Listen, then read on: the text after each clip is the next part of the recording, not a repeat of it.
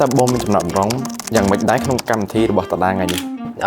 ថ្ងៃនេះមានអារម្មណ៍ថាសប្បាយចិត្តហើយមានអារម្មណ៍ថា surprise មែនទែនដោយសារតែវាជាកម្មវិធីមួយដែលថ្មីសម្រាប់ខ្ញុំព្រោះថាកម្មវិធីដែលតារាបានរៀបចំហ្នឹងមានឈ្មោះអ្នកបើកបរឆ្នើមប្រចាំខែមករាខាងតារាបានប្រមូលផ្ដុំនៅអ្នកបើកបរដែលប្រកបល្អឆ្នើមហ្មងប្រចាំខែមករាសម្រាប់ឲ្យជុំគ្នាហើយធ្វើការផ្ដល់រង្វាន់សម្រាប់ប្រកបអីចឹងទៅអាហ្នឹងអាចថាជាការលើកទឹកចិត្តមួយសម្រាប់ឲ្យប្រកបនៅក្នុងការបន្តនៅអាជីពសម្រាប់ខ្ញុំមានអារម្មណ៍ថា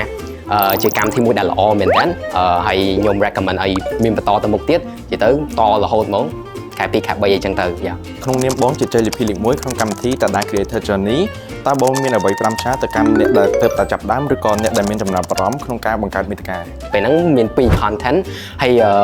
ក៏មានអ្នកដែលគាត់ចាប់អារម្មណ៍ចង់ធ្វើដែរគាត់សួរខ្ញុំថាខ្ញុំត្រូវធ្វើមិនអីចឹងណាយើងមាននៅ concept ឬក៏ idea គំនិតនៃវីដេអូឲ្យដូចគេចង់បានគេយើងត្រូវក្តោបមកឲ្យសំខាន់មកអញ្ចឹងកាលណាដែលយើងមាន concept មាន idea ទៅលើអាហ្នឹងអីគឺយើងអាចយកមកថតបានហើយអញ្ចឹងយើងមានទទួលស័ព្ទឲ្យតែនិយាយចេញសលេងចេញអីគឺអូខេហើយអញ្ចឹងមិនចាំបាច់ត្រូវការរបស់ទំនើបទេបាទអរគុណច្រើនបងហើយនឹងចំនួនចុងក្រោយ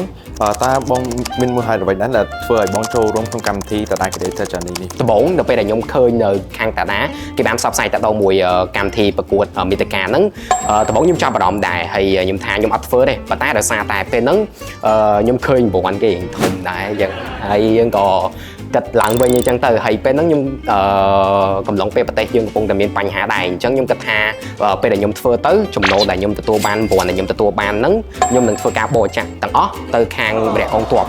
ហើយមូលហេតុមួយទៀតដោយសារខ្ញុំជាអ្នកធ្វើវីដេអូស្រាប់អញ្ចឹងខ្ញុំអាចថាខ្ញុំឃើញនិយាយទៅឲ្យតែ contest តាក់ទងមួយការប្រកួតប្រជែងទៅលើការផលិតមាតិកាផ្សេងៗគឺខ្ញុំតែងតែចូលរួមចំណិចមកនិយាយទៅគឺតែងតែចូលរួមមកពីខ្ញុំទៅអ្នកដែលធ្លាប់ធ្វើវីដេអូឲ្យខាងតារាដែរអញ្ចឹងខ្ញុំ recommend ស្នើសុំពីខ្ញុំទៅឲ្យខាងតារា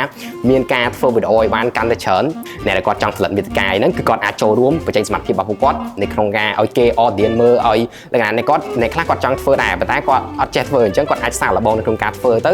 ហើយអញ្ចឹងគាត់ក៏អាចទទួលបានកាដូតិចតួចនៅក្នុងការពីការធ្វើរបស់គាត់ដែរហ្នឹងអូខេបាទអរគុណច្រើនបងអូខេ thank you